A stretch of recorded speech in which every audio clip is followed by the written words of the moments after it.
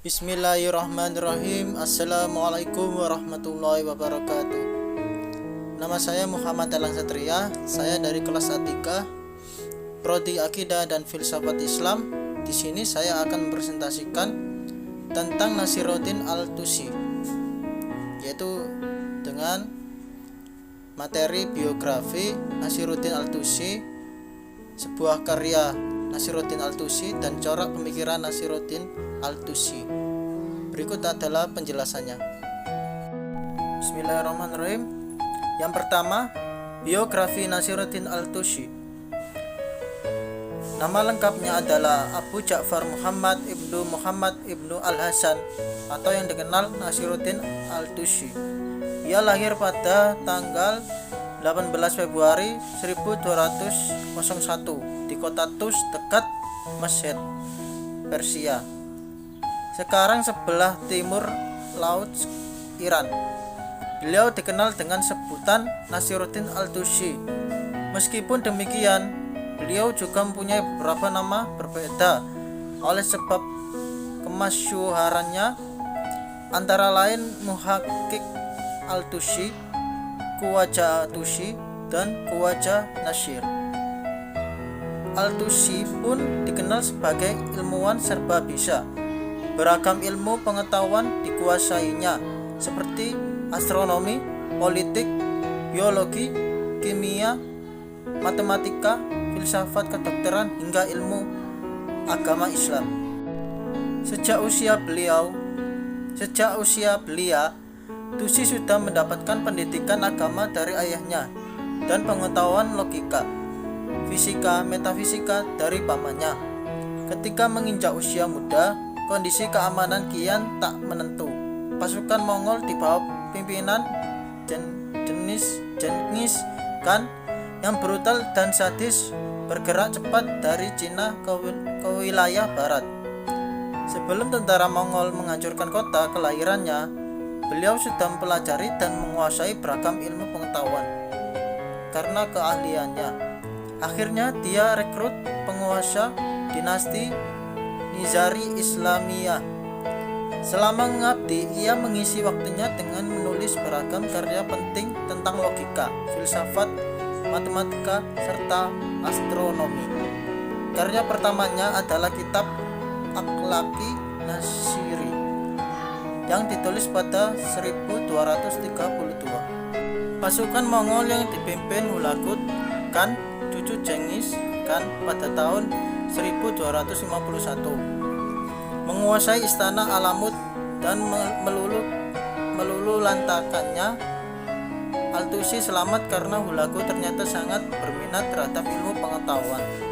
Beliau pun diangkat Hulagut menjadi penasihat di bidang ilmu pengetahuan, bahkan diangkat sebagai wasir dan pengawas lembaga-lembaga agama pemerintahan Mongol. Karenanya ia dapat meningkatkan pengaruh Imamiyah di Irak dan Iran.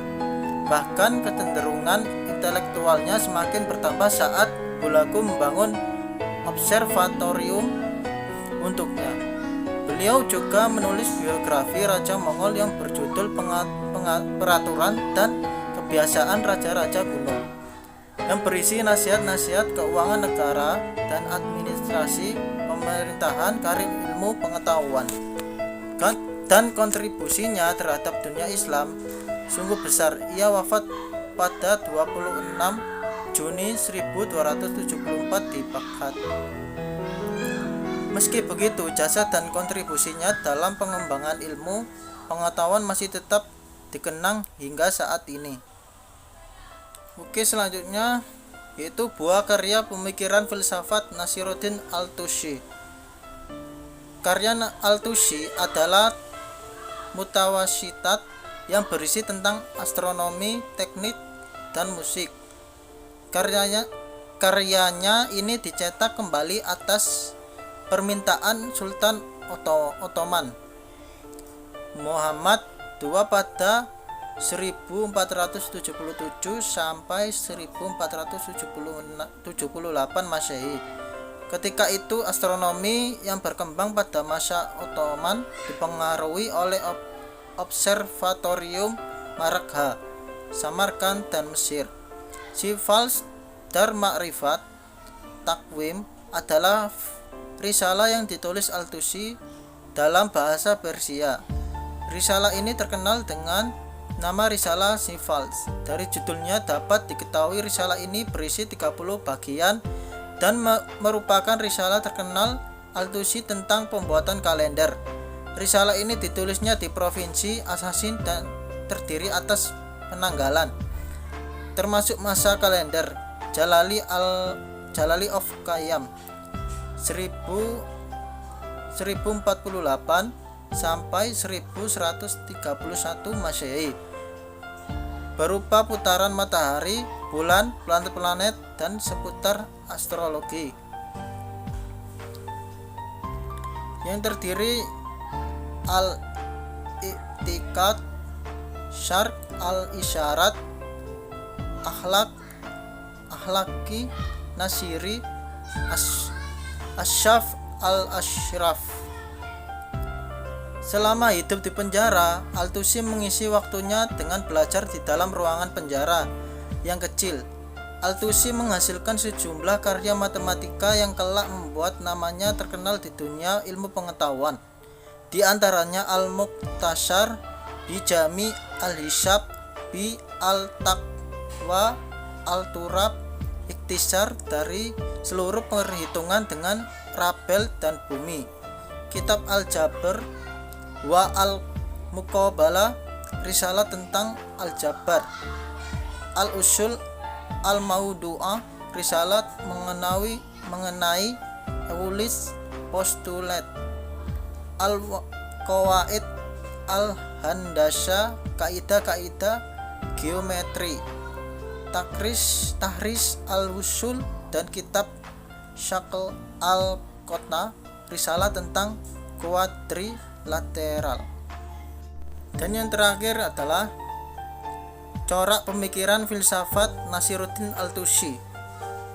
Tusi membagi filsafat menjadi dua bagian, yaitu teoritis dan praktis.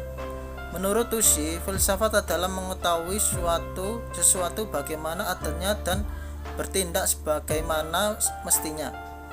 Menggambarkan sesuatu sebagaimana adanya merupakan filsafat teoritis, sedangkan menggambarkan perilaku manusia sebagaimana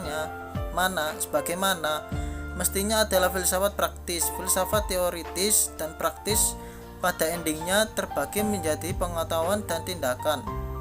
Pengetahuan yang berarti kemampuan untuk memahami atau tasyawur sesuatu sebagaimana adanya dan kemudian membenarkan tasdik sesuai dengan prinsip-prinsip keberadaannya. Sedangkan tindakan adalah perwujudan gerak dan penguasaan ilmu sehingga yang potensial menjadi aktual. Sekian dan terima kasih. Oke, cukup segini presentasi saya. Apabila ada salah kata atau kesalahan yang lainnya mohon dimaafkan. Assalamualaikum warahmatullahi wabarakatuh.